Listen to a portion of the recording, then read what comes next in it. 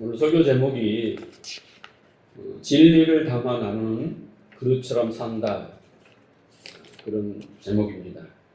원래는 아나데마의 삶, 헬라어로 아나데마의 삶인데, 그 아나데마의 삶이라는 것이 진리를 담아 그 진리를 알고 깨달아 누리고 나누고 보여주는 그런 삶을 말합니다. 이게 성도의 삶을 말하는 거죠. 여러분은 교회 목사가 성도들에게 가장 그렇게 안타깝게 생각하는 것이 무엇이라고 생각해 보셨습니까? 여러분은 목사님들이 보면서 뭐가 가장 안타까워요?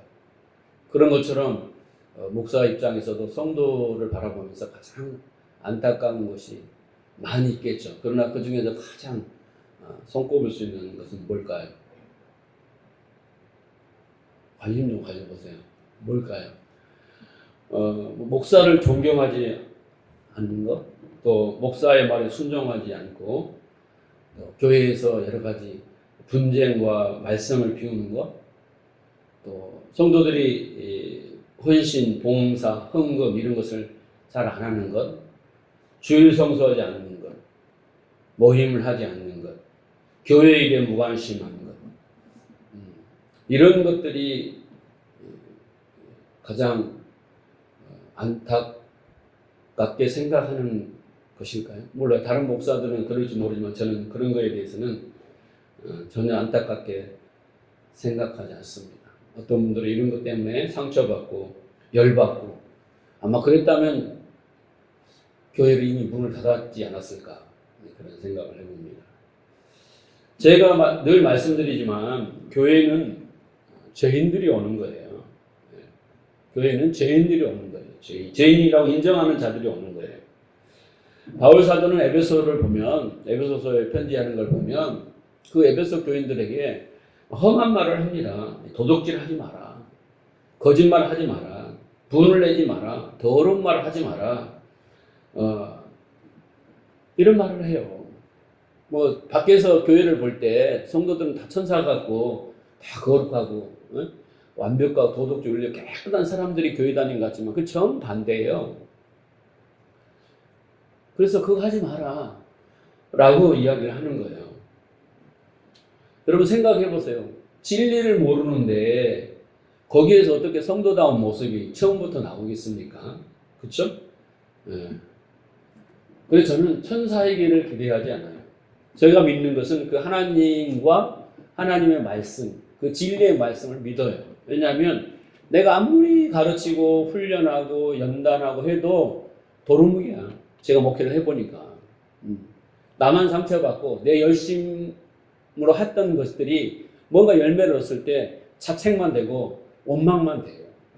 근데 어느 순간 깨닫고 나니까 하나님과 그 하나님의 말씀의 능력이 진짜라고 내가 믿는다면 그 말씀이 하는 거지, 그 하나님이 하는 거지 내가 하는 게 아니고, 그 열매를 내가 거두는 게 아니잖아요. 그죠? 나는 그런 스피커처럼 나팔만 불면 되는 거지, 이러쿵 저러쿵 그래 놓고 안 된다고 해놓고 내 스스로가 말씀이 능력이 없는 걸 내 스스로 이러쿵 저러쿵 하면 증명하는 거잖아요. 근데 스피커처럼 계속 노래 부르고 나팔만 부르고 하나님이 하시는 거예요.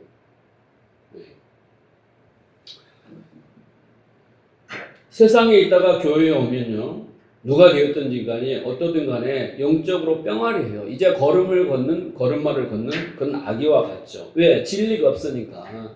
지극히 인간적일 수밖에 없고, 또 진리가 없으니까 세상의 방식으로 생각하고 행동할 수밖에 없어요. 그게 당연하죠. 그러니까 문제가 많고 여러 가지 원망도 있고 불평도 있고 그래요. 그런데 그걸 가지고 문제를 삼으면 안 되죠. 네. 그런데 그런 분들도 시간이 가면서 진리를 알게 되면 자기 자신을 알게 되고 자신의 문제가 뭔가를 알게 되고 그리고 자기가 세상에 알았던 어떤 그런 것들을 신념들이나 가치들이 진리를 알아가면서 이것이 이렇게 차이가 나는 거구나, 이런 진리가 있었구나, 이런 것들을 깨달아 알게 되면서 당연하게 뭔가 성숙해 가겠죠. 그리고 그 삶도 양질의 삶을 이전보다 살아가겠죠. 네, 그게 교회에서 하는 일이에요. 그러니까 그런 성도들을 향해서 오직 그 목사가 해야 되는 것은 한 가지밖에 없어요. 사랑하는 거예요. 근데 이 감정적으로 인간적으로 사랑하는 게 아니라 성경이 말하는 고린도전서 13장에 나오는 사랑은 첫 번째가 뭐냐면 오래 참는 겁니다. 그들을 향하여 너 왜 기도 안 하니? 너 왜 공부 안 하니? 뭐 하니? 왜 안 하니? 이렇게 한 게 아니라 그냥 놔두는 거죠.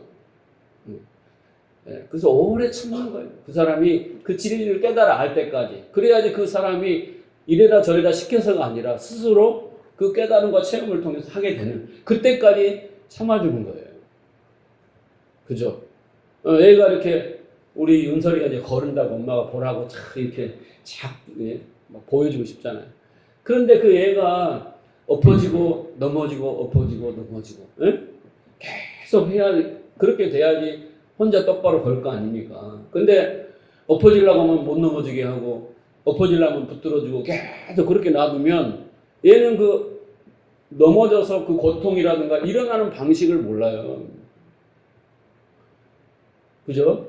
우리가 훌륭한 야구선수가 있는데 훌륭한 야구선수라면 타율이 한 3할 이상 넘어가면 수십억 대 연봉에 훌륭한 선수예요. 근데 그 3할이라는 것은 10할에서 7할이요. 다 실패해요. 다 아웃이란 말이에요. 10번 해가지고 3번 정도 치는 거예요. 그 70은 실패예요, 실패. 그 실패를 통해서 그 30을 얻는 거예요. 그래서 훌륭하다고 세상이 인정하잖아요. 네, 그런 것처럼 오래 참는 것이 사랑의 첫째 조건인 거예요. 사랑은 오래 참고 깨달아 성숙할 때까지 묵묵히 지켜봐 주는 것, 기도해주고 기다리는 것, 그게 사랑이에요. 언젠가는 귀가 열려서 언젠가는 깨달아서 가만히 놔둬도 그 깨달음을 통해서 뭔가를 해가기 시작하는 거죠. 그때까지 기다리는 거예요. 은혜를 알 때까지. 그런데 목사가 성도들에게 가장 가슴 아프고 안타깝게 생각하는 딱 한 가지가 있는 거예요. 그건 뭐냐면 그 진리의 말씀을 못 듣는 거예요. 설교를 못 알아듣는 거예요. 진리를 아는 일에 열심이 없고 무관심하는 것. 저는 이것을 볼 때 제일로 가슴이 아프고 화가 날 때가 있어요.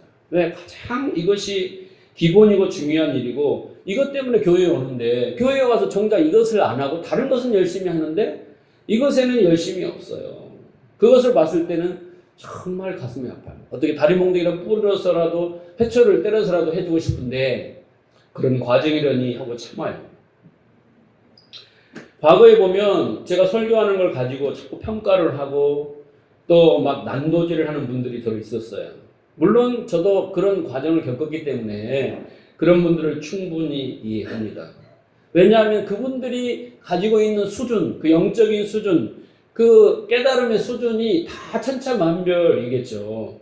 그러니까 그 수준에서 봤을 때는 이해가 안 되고, 그잖아요.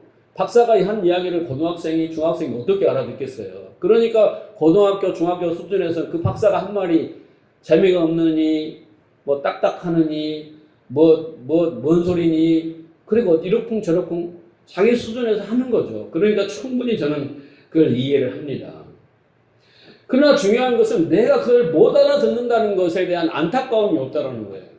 그래서 그 못 알아듣음에 대한 욕심이 있어서 그렇게 남들은 다 알아듣는 거야. 근데 나는 저 소리가 뭔 소리인지 모르는 것이 안타까운 거예요. 그래서 쫓아와서 붙들고 좀 다시 설명해 달라고 나는 그런 지금까지 10년 넘게 목회를 하면서 한 분은 별로 못 받고 책임 한 번 볼까 말까 한 분. 없어요. 그런 열심과 열정이 없는 것이 진짜 어떻게 보면 안타까운 거예요. 진짜 가슴 아픈 일이에요. 우리는 내가 그 영적 수준이 교회만 왔다 갔다 하면 된다라고 생각하면 절대 안 돼요. 교회에 왜 와요? 예배드리러 와요? 그러면 지금까지 로마서 설교하는 것을 잘못 들은 거예요. 예배만 드리러 오면. 네. 그래서 나의 그 수준이 어느 정도인가 그거에 대해서 여러분 심각하게 생각하셔야 돼요. 저는 오늘 이 아나데마라는 단어 하나를 연구하기 위해서 일주일 동안 연구를 했어요. 몇 시간을 투자를 해서 이 어려운 단어를. 이 의미가 뭘까? 네, 이렇게 한 개혁으로 해석해놨는데 도저히 이해가 안 돼서 이거 하나 붙들고 실험을 하여 설교를 하나를 만들어내요.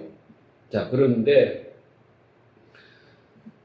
그냥 그 연구도 없이 들으면서 그것 가지고 잘했니 못했니 이런 평가를 어떻게 감히 할 수 있겠어요? 여러분, 제가 설교를 잘한다는 그런 의미로 오해하지 마세요.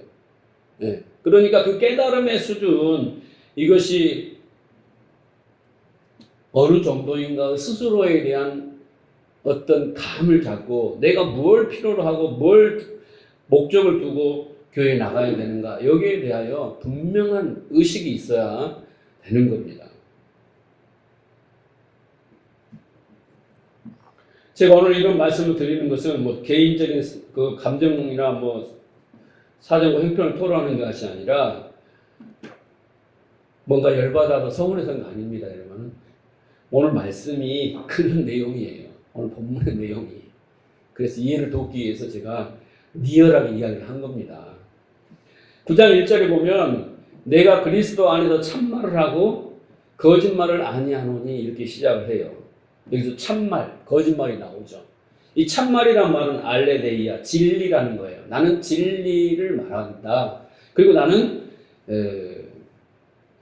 거짓, 비진리를 말하지 않는다라는 거예요. 히브리나 헬라어는 항상 첫째 단어가 중요해요. 우리 본문에는 2절은 생략되어 있고 내가 그리스도 안에서 이렇게 나오지만 원문에 보면 알레데이아 이게 먼저 나와요. 내가 진리를 말한다 이렇게 나와요. 그러니까 그 9장 이하는 전부 바울이 진리에 대해서 이야기를 하고 있는 거예요. 우리가 말씀에 보면은. 그래서 나는 진리를 말하는 사람이야 라는 거예요. 나는 때로는 거짓말하고 때로는 뭐 인간적인 이야기도 하고 막 그러다가 이번에 특별히 내가 진리를 말할게 이런 뜻이 아니에요. 나는 원래 진리만 말하는 사람이야 이 말이에요. 참말만 말하는 사람이야. 알레데이아 로고스를 내고 나는 거짓말을 말하는 사람이 아니라 나는 참 진리를 이야기하고 있어 라고 지금 말을 시작한 거예요. 그러면 이 참말, 거짓말, 진리, 비진리라고 했을 때 여러분 이 거짓이라는 것은 무엇일까요? 거짓. 이 국어사전에 거짓이란 말을 찾아보면 사실의 어긋남, 사실이 아닌 것을 사실같이 꾸민 허위라고 말을 해요. 국어사전에 우리가 알고 있는 거짓. 이 거짓을 이것으로 성경을 보면 또 안 돼요, 여러분. 왜냐하면 이 성경은 헬라어니까 신약은 헬라어로 풀어야지 우리말로 풀어버리면 이해가 전혀 삼천포로 가버리는 거예요. 그러니까 여기에서 말하는 그 거짓이라는 이 단어는 푸슈토마이라는 이 거짓이라는 단어는 뭐냐면 참을 담는 그릇이란 뜻이에요.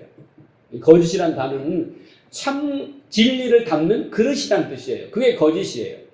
이해하시겠어요? 네. 진리를 여러분 우리가 도덕적으로 허위 꾸미는 말 이걸 거짓이라고 우리가 관념적으로 사용하지만 성경이 말하는 거짓은 그게 아니에요. 진리를 담는 그릇이란 뜻이에요.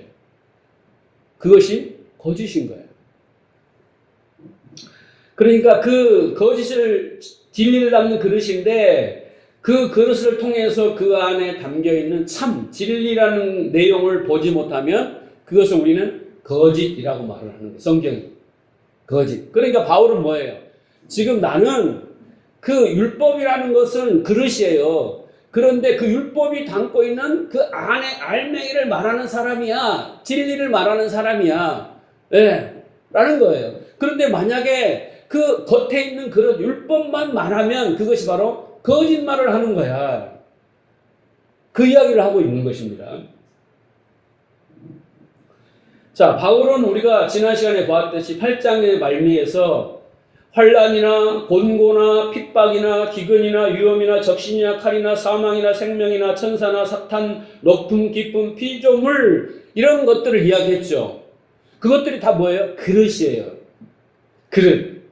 그 속에 뭐가 담겨 있어요? 그러면 그릇 속에 진리가 담겨 있어요. 하나님이 그 보이는 것들을 다 설명해주고 던져줘가지고 그 속에 진리를 깨달으라 준 것들이라는 거예요.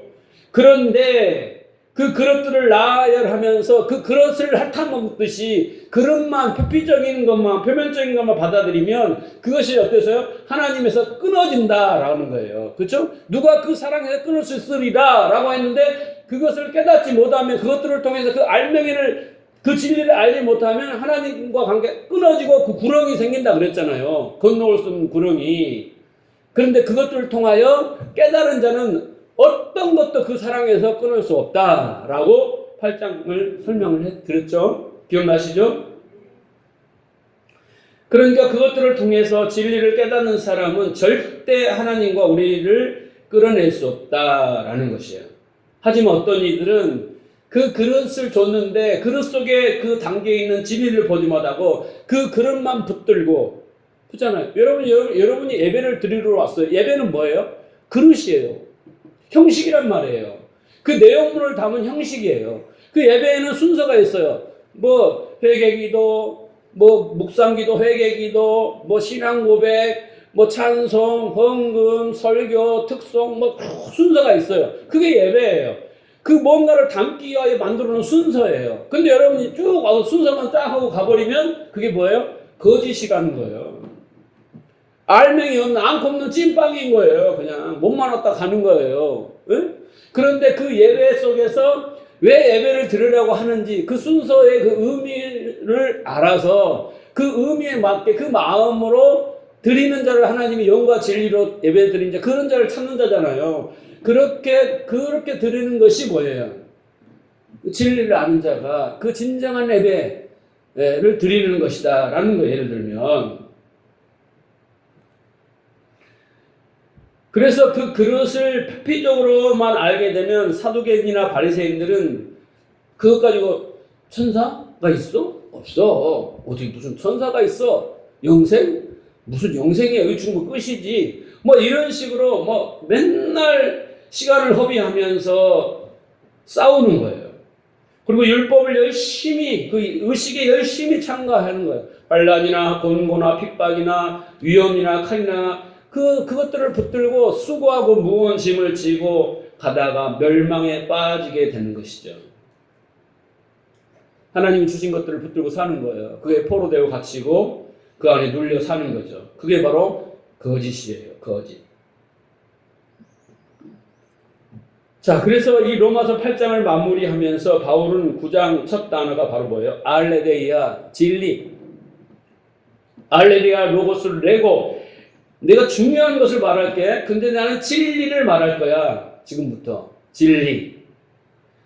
지금 8장까지 설명해 온 것의 그 예로 이스라엘 백성이 그 이스라엘 백성의 선택과 삶과 과거와 현재와 미래에 대한 설명하면서 이게 뭐냐면 그릇이야. 얘네들도 기능적 이스라엘로 선택을 받아서 하나님 앞에 그 진리를 알게 하는 그릇에 불과하다는 것을 좀 예시로 지금 9장 이후에 이제 4절부터 이야기를 할 거예요.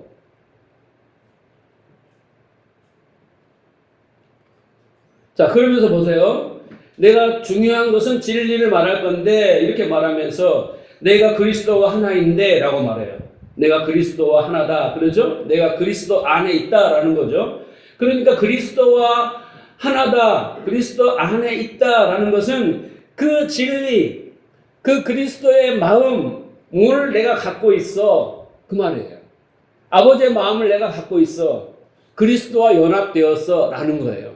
그러니까 아버지의 마음과 예수님의 마음이 하나라고 그랬잖아요. 그런 것처럼 예수님이 내 안에 내가 예수님 안에 예수님이 하나님 안에 하나님이 예수님 안에 그래서 그 마음이 하나인 것처럼 나도 예수님의 그 마음을 가지고 있어. 그리스도의 깨달은 진리를 내가 가지고 있어. 그 말이에요. 지금 연합되었다라는 게 그 안에 있다라는 거예요. 그래서 그것을 말할게. 그게 뭐예요? 진리.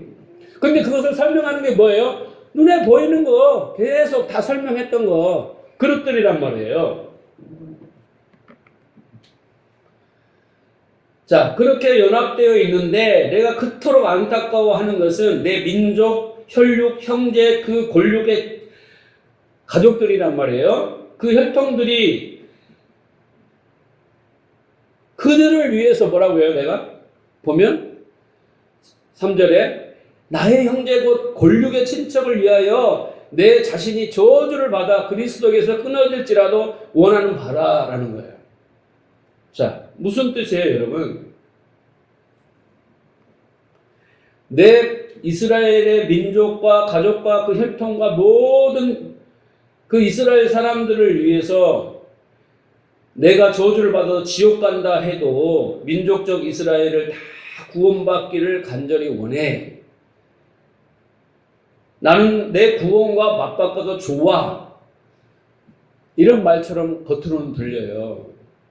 그런데 그런 뜻이 아니에요.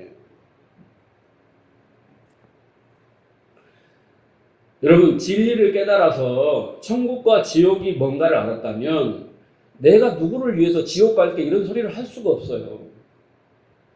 네? 지옥이 그렇게 어마무시한 건데 왔다 들어왔다 하고 잠시 갔다가 오고 좀 참으면 견디고 그런 것이 아니잖아요. 여러분이 정말 진리를 알아 지옥이 뭔가를 알았다면 야 아버지가 나하고 바꾸자 이러면 내 그렇게 할 자식이 있어서도 안 되고 그렇게 있을 수도 없는 일이에요. 모르면 그렇게 해줄게 아버지 내가 효도할게 그렇게 될지 모르지만 진짜 진리를 아는 사람은 내가 맡은 어떤 선물인데 내가 왜 거길 가요? 이렇게 해야 정상인 거예요. 왜? 거기는 너무나 어마무시한 곳이니까. 근데 바울이 지금 내가 내 민족이 구원받는다면 나 구원과 바꿀게 이렇게 지금 번역을 해놔서 우리가 헷갈리지만 인본적으로 생각할 때 이렇게 하면 훌륭한 사람이죠. 근데 진짜 지옥을 안다면 그런 말을 못 한다니까요. 지옥을 모르니까 가겠다고 하는 거지. 가려면 가요. 그렇게라도. 그럼 못 가요. 자, 여기서 보면 내가 저주를 받아 라는 것이 뭐냐면 아나데마라는 말이에요. 저주를 받아. 내가 정말 저주를 받아서라도 우리 민족들을 위해서 내가 저주를 받을게. 지옥이라도 갈 거야. 이런 건데 이 저주를 받아 라는 의미를 우리가 잘 알아야 돼요. 오늘 설교 제목은 뭐냐면 아나데마의 삶이에요. 우리는 이 저주를 받은 삶을 살아야 돼요. 자, 그런데 여기에서 보면 이 아나데마라는 것을 띄워주세요.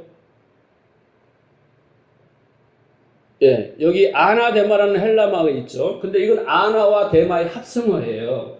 아나라는 것은 위에라는 뜻이에요. 어떤 공간적인 위에 이런 뜻인 게 아니라 그 다른 차원의 위. 그래서 우리가 거듭나다라고 했을 때 거듭나는 아노멘이라고 그러는데 그 거듭남이라는 것은 위로부터의 거듭남, 하늘로부터의 거듭남, 그 생명을 받아야 새 생명을 얻는 거라고 했을 때 위로부터 했을 때 그 아나 이런 뜻이에요. 그러니까 일단 아나는 다른 차원의 위로부터 이런 뜻이고 이 데마라는 것은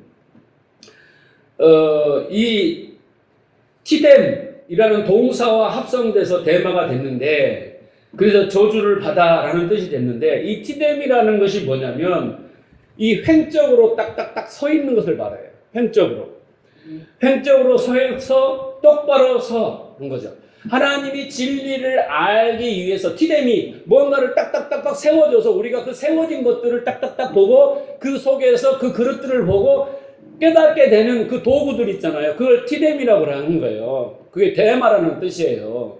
그러니까 여러분 옛날에 성막에 딱 들어가면 뭐가 있어요? 성막에 문이 있죠. 성전 뜰이 있잖아요. 거기서 짐승을 잡아서 피를 받아내고, 그죠? 각을 떠서 그 번제단에다가 태우는 거잖아요. 그리고 거기에 물두멍이 있어서 손을 씻고 들어가고 성소로 들어가면 거기에 떡상이 있고 분향단이 있고 등잔대가 있고, 그죠? 그리고 또 휘장을 열면 그 지성소가 있고, 그리고 법궤가 있잖아요. 그 티데미가 뭐냐면 딱딱딱 그렇게 횡으로 서 있는 걸 말해요.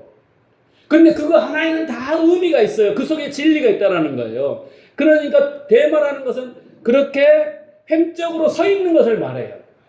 그런데 그 횡적으로 서 있는 하나님이 이렇게 보여주신 모든 그릇들 속에서 그 의미를 알아서 이거구나 라고 진리를 아는 것을 이스템이라고 하는 거예요. 이스템이. 똑바로 섰다라는 거예요. 진리를 깨달았구나 라는 거예요. 지옥을 알았어? 천국을 알았어? 구원이 뭔가를 알았어? 그 성경을 통하여 그 진리를 깨달아서 그렇구나 라고 마음이 딱 돼버린 상태를 이스템이 똑바로 섰다라는 거죠. 자, 그래서 이 티데미는 횡적으로 이렇게 진열해놓은 거, 진설해놓은 거, 배설해놓은 거, 그래서 뭔가를 알아서 그것으로 똑바로 서면 그게 바로 이스테미라는 거예요. 자, 그래서 하나님이 티데미라고 이렇게 진연해 놓은 거 제가 설명한 대로 하나님 우리에게 주신 그릇들이 뭐냐면 율법, 성전, 제사, 이런 말씀, 성경 이런 것들을 쭉 주신 거죠. 그래서 우리가 그것을 통해서 위의 것을 똑바로 알아서 똑바로 서면 그게 바로 이스템이에요. 자, 그러면 이것을 합쳐가지고 딱 아나데마라고 딱 풀어보면 그 말은 뭐냐? 그 하늘의 것, 위의 것을 설명하기 위해 이 아래에 그 진리를 담아 그것으로 사용되는 거예요. 무슨 말인지 아시겠어요? 그 하늘의 것, 위의 것, 그 진리를 설명하기 위하여 이 땅에다가 담아서 그것을, 그 진리를 담은 그것들을, 그 도구들, 그것을 아나데마라는 거예요. 그래서 우리는 아나데마의 삶을 사는 거예요. 성도의 최고의 목적지는 이 아나데마의 삶을 사는 거예요. 내가 진리를 깨달아, 그 진리를 경험하고, 그 진리를 누리고, 어떻게 해요? 자유, 평안을 누리고, 그렇게 해서 그것을 어떻게 해요? 다른 사람에게 나타나여 보여주는 도구가 되는 거예요, 내가. 네? 저처럼 이렇게 깨달아, 스피커처럼 나의 것을 이야기하는 것이 아니라 하늘의 것을 알아. 그것을 통해서 누리고, 자유를 누리고, 욕심도 포기하고, 돈도 포기하고, 오직 그 진리 하나가 나를 즐겁게 하고, 하나님으로 기뻐하고 즐거함으로 그것을 내가 뭔가 열심히 막 성도를 한 2,000명, 3,000명, 10,000명 모아서 하는 게 아니라 내가 내 수준에서 깨달은 대로 그것을 나누는 삶, 이게 뭐예요? 아나데마라는 거예요. 그 도구로 내가 지금 쓰임을 받고 있는 거예요. 여러분도 그런 삶을 사는 것이 이 땅에서의 목표예요. 그 여러분 전도합시다. 그러면 전도지 하나 전하기는 쉽잖아요. 예? 체면이 있고 남들 하니까 가서 부끄럽지만 이렇게 돌리는 걸 아무나 할 수 있죠. 웬만하면 의지만 있으면 체면상. 그렇죠? 근데 그 사람한테 내가 진리를 전하지 못하면 꽝이라니까. 그죠? 그렇게 해서 그 사람이 한 번, 두 번 교회 갔다 안 나오는 게 중요한 게 아니라 내가 그 사람하고 지속적인 관계를 맺으면서 내 삶 속에서 그 사람이 내가 풍겨나는 그 향기가 있잖아요. 내 삶의 향기. 근다고 뭐 완벽한 삶을 않지만 뭔가 구별되고 뭔가 달라지는 사람들을 보면서 좀 부럽고 나도 저렇게 살아야겠다라고 뭔가 도전이 되면서 저 사람은 고난 가운데 어떤 상황 속에서 잘 견디면 살아는 거. 왜 저렇게 잘 살지? 부자로 사는 게 아니라 그런 도구인 거예요, 도구. 그리스도인들은. 근데 우리는 뭐예요? 뭔가 기적을 맛보고 뭔가 부자가 되고 출세해서 높은 자리에 올라 힘을 가져서 내가 하나님께 이렇게 됐다, 다 이렇게 해라, 이렇게 하고 싶어 하잖아요. 그게 성경력이 아니다라는 거예요. 많은 종교는 그렇게 하고 싶지만. 자, 그런데 이 아나데마의 삶을 살려면 어떻게 해야 되겠어요? 그 예수님, 그 율법, 그 성전이 어떻게 됩니까? 다 죽어요. 예수님도 어떻게 해요? 성전인 나를 헐라. 십자가에 죽으시잖아요. 그죠? 네? 자기 것이 없어져야 되는 거예요. 자기 것을 말하면 안 되니까, 진리만을 말해야 되니까 나는 죽어야 돼요. 그 성전도 어떻게 해요? 건물도 헐어져야 되잖아요. 예수님도 십자가에 죽어져서 진리만이 남아야 되잖아요. 그죠? 그죠? 율법도 다 어떻게 해요? 이제는 그걸로 다 알았으면, 우리가 율법을 통해 내가 죄고 부패하고 무능하고 불가능을 알았으면 율법이 나에게 목적을 다 이룬 거예요. 의미가 없는 거예요, 더 이상. 깨달았으면. 그게 다 죽어야 되고, 나의 옛사람이 다 죽어야 되는 거예요. 그게 바로 아나데마의 삶이라는 거예요. 바울이 그렇게 말하는 거예요. 내가 그렇게 되어서, 아나데마가 그런 삶이 되어서 너희에게 진리를 설명하는 그런 존재가 되고 싶어. 나는 그런 삶을 살아. 그렇게 지금 이야기를 하는 거예요. 위의 것을 설명하기 위하여 아래의 존재로 그렇게 살다가 때가 되어서 그가 담고 있는 생명이 나를 통하여 드러나기 위해서 그 자신의 삶의 파괴를, 자기 그것이 부정당하는 그 삶을 감수하는 행위, 이게 뭐예요? 아나데미예요. 저주를 받아요. 저주를 받아. 우리는 나를 챙기기에 급급하잖아요. 내 자식, 내 부모, 내 가정, 내 직장, 나를 챙기기에 급급하잖아요. 근데 진리를 알아갈수록 나를 안 챙기기 시작하는 거예요. 왜? 내가 깨달은 진리로 그것으로 내가 지금까지 나를 챙기면서 살았던 그 욕심과 그것들이 별로 의미가 없어지는 거예요. 그럼으로써 이제 내가 그것이 진짜를 알았어. 인생의 진짜 맛을 알았어. 삶의 방식을 알았어. 그것이 뭔가를 알아서 이것들을 어떻게 말하지 않고는 견딜 수가 없게 되는 거예요. 그래서 내 것을 포기하고 하나님 것을 나누는 거, 그게 뭐예요? 아나데마의 삶이다라는 거죠. 그래서 바울이 그 율법주의자들에게, 인본주의자들에게 진리를 전해주려고 그 역할을 감수하고 싶다. 이 강렬한 소원을 말하고 있는 거예요. 응? 내가 저주를 받아서 지옥에 가더라도 복음만 전하면 괜찮다. 이런 말이 아니라 더 심오한, 이 저주를 받아라는 뜻이 심오한 뜻을 가지고 있다는 걸 알아요. 응? 말씀드렸지만 어떻게 우리가 과거로 돌아가고 싶어서, 여러분 예수 믿기 전으로 돌아가고 싶으세요? 영원토록 그 지옥에서 살고 싶으세요? 천만의 말씀이에요. 하나님과 단절, 그 삶을 어떻게 해요?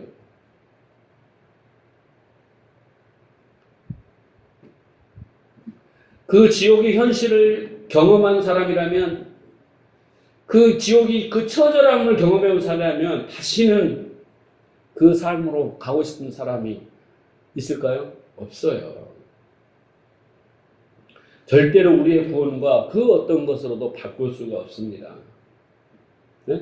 우리가 안타까워서 피를 토하면서 내 안에 생명을 전해 줄지언정 내 그 구원과 나하고 바꾸자, 이렇게 아무리 부모 자식 간에도 하는 거예요. 영미가 나한테 그럼 난 절대 못해요. 네? 나 하나님의 은혜로 내가 받았는데 왜 그걸 내가 아들한테 주냐고. 지 믿음으로 가는 거지. 안 그래요? 그 못된 아버지인가? 아니에요, 여러분. 그게 바로 인본주의인 거예요.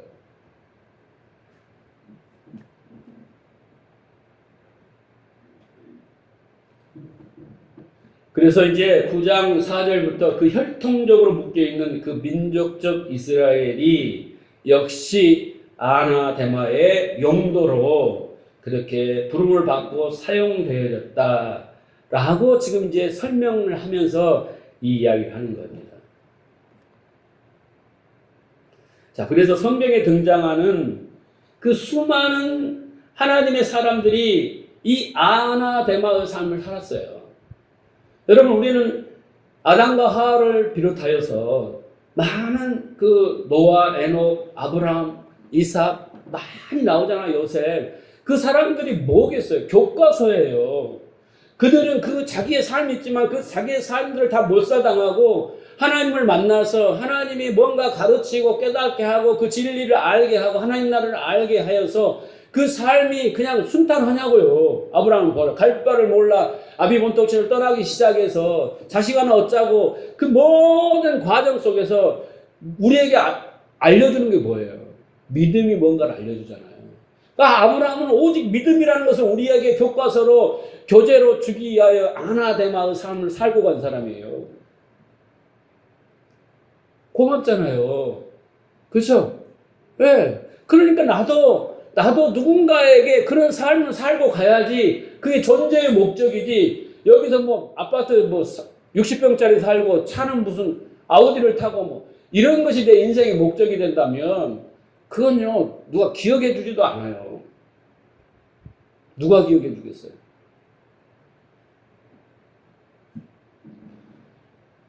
다윗도 솔로몬도 베드로도 바울도 심지어 예수님까지도 모두 네가 하나같이 이 아나데마의 삶을 살았다는 거예요.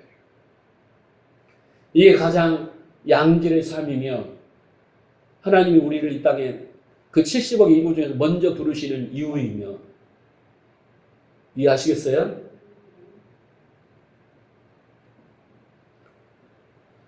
성경을 보면 그 많은 인물들을 하나님은 그 삶을 도화지라고 생각하시면 돼요. 도화지. 그림을 그리는 도화지. 하나님은 내 인생의 도화지에다가 아브라함의 인생의 도화지에다가 그림을 그려놓으세요. 여러 가지 그림을 그려놓으세요. 그림 한 장을 보면 그 인생이 다 보여요. 그런데 그 인생 속에 그 속에 진리를 알고 하나님을 알고 하늘을 알도록 해놨다는 거예요. 아브라함은. 그래서 우리는 그 아브라함의 그림을 보는 순간 그 깨달음을 통하여 믿음을 알게 되는 거예요.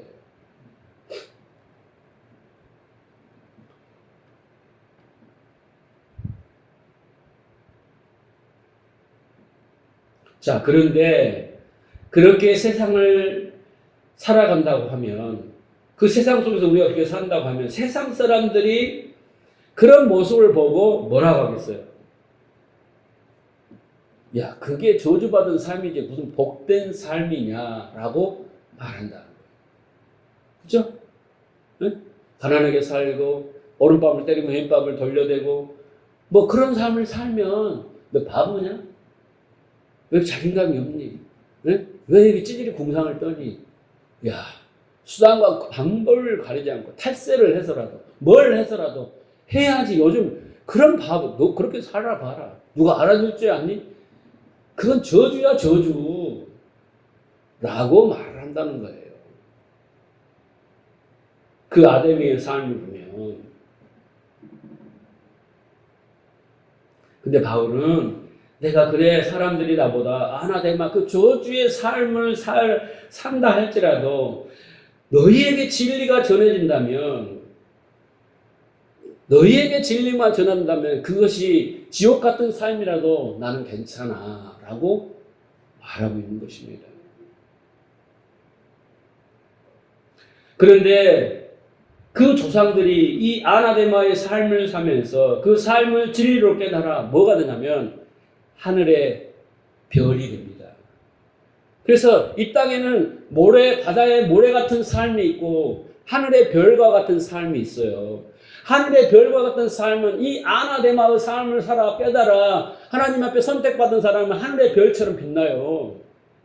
그렇지만 그것을 깨닫지 못한 사람은 아무 쓸모없는 바다의 모래와 같은 삶을 살다가 간다 그 말이에요.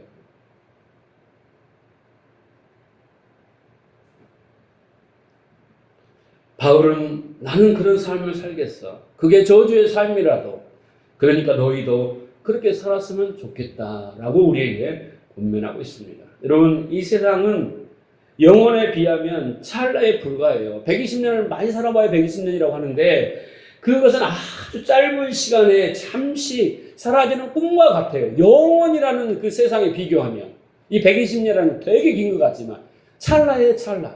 그 영원이 어마어마하니까. 그래서 성경은 우리가 사는 이 현실, 이 크로노스, 이 세상은 꿈과 같고 환상과 같다라고 합니다. 꿈이나 환상은 지속되지 않아요.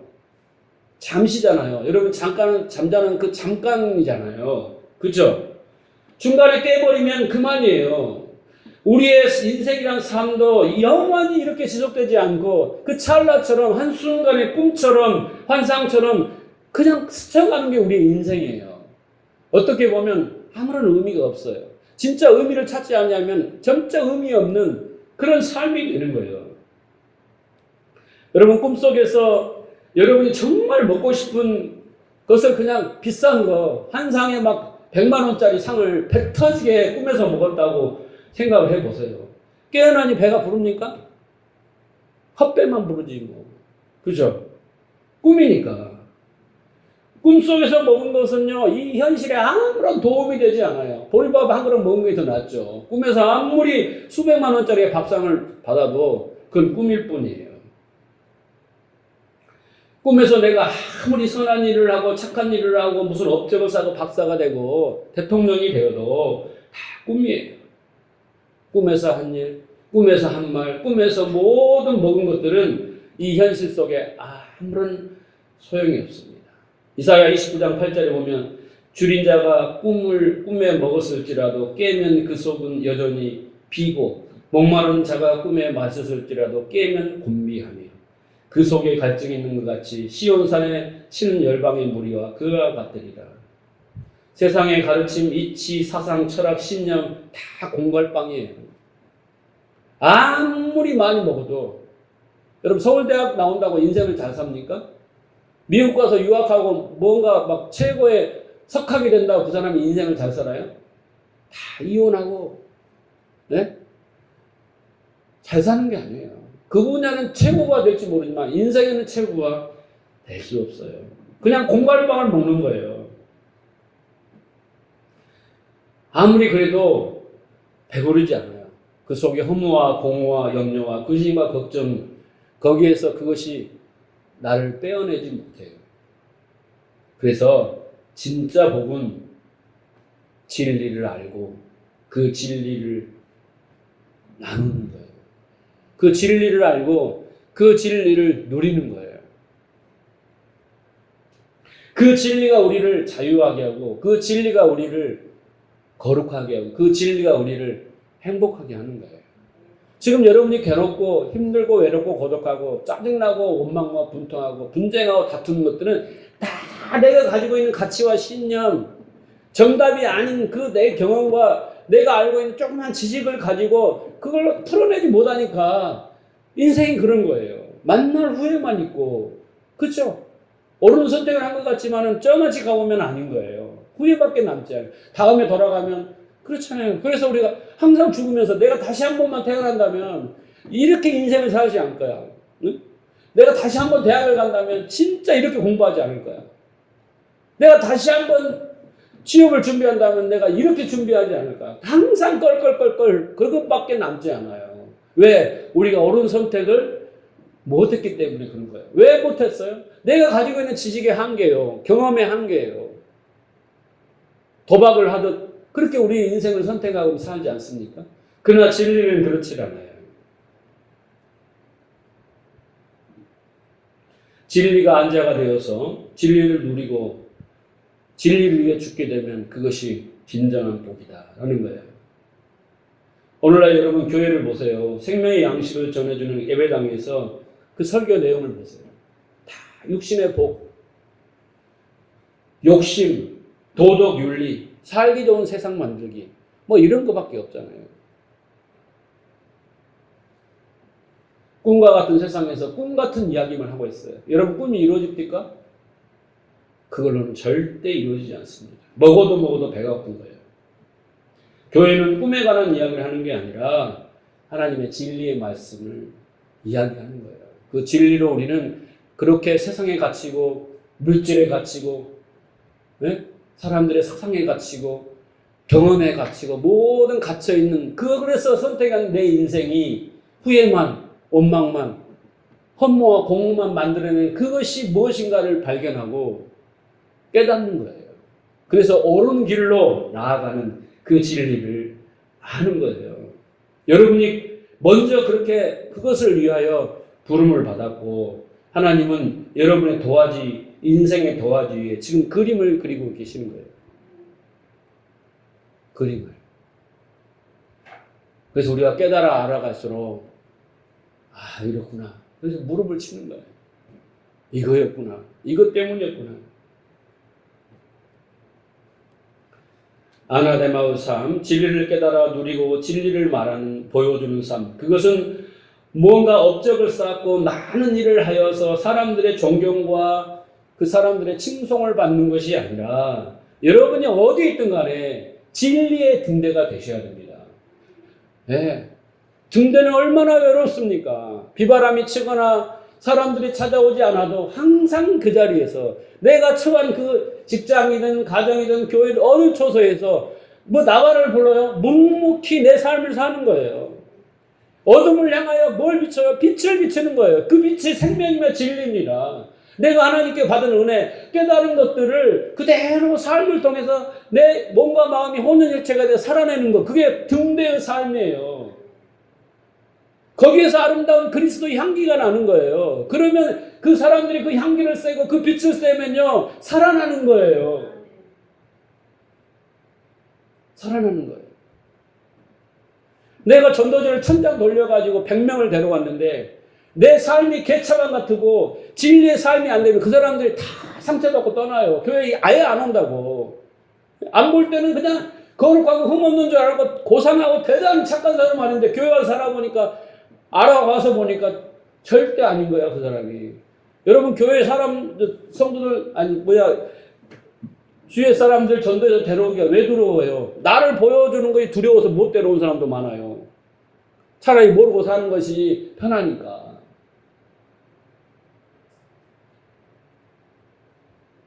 내가 진리를 살아내는, 내가 사는 게 아니라 내 안에서 진리가 나를 살게 하는 그 삶이 그리스도의 삶이에요. 그 삶으로 우리가 인도받는 것입니다.